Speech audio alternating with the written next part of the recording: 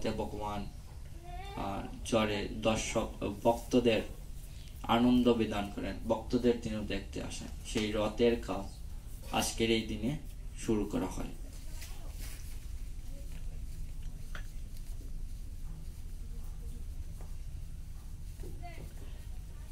এবং আজকের এই দিনে চন্দন যাত্রার শুরু হয়, অর্থাৎ চৈতন্য মহাপ্রভু চৈতন্য চরিতামৃতে চৈতন্য মহাপ্রভুর বর্ণনায় আছে যে আজকের এই দিনে মাধবেন্দ্র পুরী তিনি স্বপ্নযুগে ভগবানের দর্শন পেয়েছিলেন এবং ভগবান তাকে বলছেন যে এই রুদ্রের তাপে আমার প্রচন্ড অসহ্য গরম লাগছে, তুমি আমাকে চন্দন লেপন করো, এজন্য তুমি আমার জন্য মলয়ধ্বজ চন্দন নিয়ে আসো। তো মাধবেন্দ্র পুরী তিনি ছিলেন একজন ভক্ত সন্ন্যাসী, তার কাছে চন্দন কেনার মতো টাকা ছিল না এবং তিনি বৃন্দাবনে থাকতেন। সেই বৃন্দাবন থেকে পুরী দাম, সে অনেক দূরের পথ, তত দূর যাওয়ার মতো তার সামর্থ্যও ছিল না, তিনি বৃদ্ধ ছিলেন।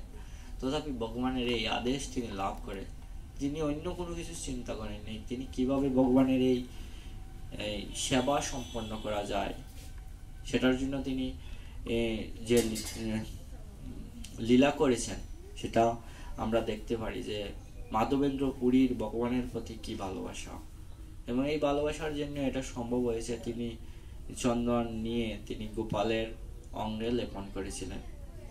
তো ভক্তদের জন্য এটা একটা সুযোগ, এই দিন একটা সুযোগ যে ভগবানকে ভালোবাসার একটা দিন অক্ষয় তৃতীয়া।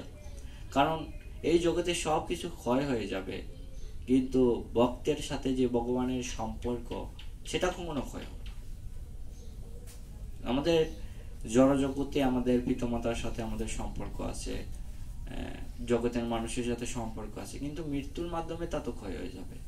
আপনার ভগবান বলেছেন যে অহম এবা ক্ষয় কলা, আমি কাল রূপে সবকিছু ক্ষয় করে নেব। মানুষের ধন সম্পদ, যশ প্রতিষ্ঠা সবই কাল রূপে ক্ষয় হয়ে যাবে, কিন্তু কাল ভগবানের সাথে সম্পর্ক, জীবের সম্পর্ক সেটা ক্ষয় হতে পারবে না। তো এই জগতের মূল কারণ সেটা হচ্ছে ভগবানের সাথে সম্পর্ক আমরা হারিয়ে ফেলেছি।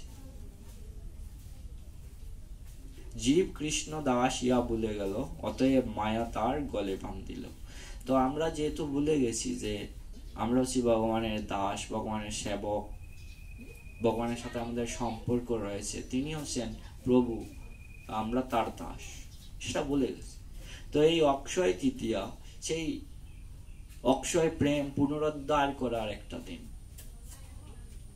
ওই দিন আমরা ভগবানের সেবা করার মাধ্যমে আমরা ভগবানের সাথে যে সম্পর্ক সেটা পুনরুদ্ধার করতে পারি, যেমনটি করেছিলেন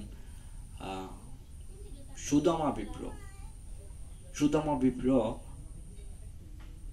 তিনি ভগবানের সহপাঠী ছিলেন, কিন্তু তার পরবর্তীতে ভগবান চলে আসলেন দ্বারকায়, তিনি চলে গেলেন তার গৃহে, সংসার জগতে আবদ্ধ হয়ে পড়লেন। তিনি ভগবানকে মনে করেছেন কিন্তু আসতে পারছেন, কিন্তু যখন তিনি ভগবানের কাছে আসলেন ভগবান তাকে অক্ষয় দাম দিয়ে দিলেন। সুদামা বিপ্র সেই ভগবানের চিন্ময় দাবি ভক্ত হয়েছিলেন। তো সেই সম্পর্ক তিনি উদ্ধার করেছিলেন এই অক্ষয় তৃতীয়ার দিনে। আমরা দেখতে পারি যে দ্রৌপদীকে ভগবান দুইবার কৃপা করেছেন এই অক্ষয় তৃতীয়াতে, একবার অক্ষয় পাত্র দান করে এবং আরেকবার অক্ষয় বস্ত্র দান করে। ভগবান তার ভক্তের যে কৃপা সেটা আমরা দেখতে পারি। তারপরে আমাদের চন্দন যাত্রায় আমরা দেখতে পারি যে কিভাবে মাধবেন্দ্র পুরীর সাথে ভগবান তার প্রেম প্রতিষ্ঠা করেছেন। তো জীবের জন্য এটা হচ্ছে একটা অত্যন্ত সৌভাগ্যের দিন অক্ষয় তৃতীয়া, যে ওই দিন আমরা যদি ভগবানের সেবা করি সেটার ক্ষয় হবে না। আমাদের স্বর্গ কিংবা জড়জাগতিক সুখ সেটা সময় হরণ করে নিয়ে যাবে, কিন্তু ভগবানের সেবা করার মাধ্যমে যে স্বীকৃতি তা কখনো ক্ষয় হবে না। তাই ওই দিন আপনারা বেশি করে ভগবানের সেবা করুন, ভক্তদের সেবা করুন। এটাকে মনে করতে হবে যে ভগবানের পক্ষ থেকে একটা অফারের দিন। ওই দিন বলা হয় যে এক দিলে 70 মিলে, কিন্তু এখানে এক দিলে 70 নয়, এখানে ভগবান বলছেন যে অক্ষয়। আপনি 1 টাকা দিবেন, তারপরে আপনি ভগবানের কাছ থেকে 1 টাকা করে নিতেই থাকবেন, কখনো ক্ষয় হবে না, এমন এক পাত্র আপনাকে ভগবান দান করবে। তো এই জন্য আমরা একবার বলবো হরে কৃষ্ণ কৃষ্ণ কৃষ্ণ হরে হরে, হরে রাম রাম রাম হরে হরে।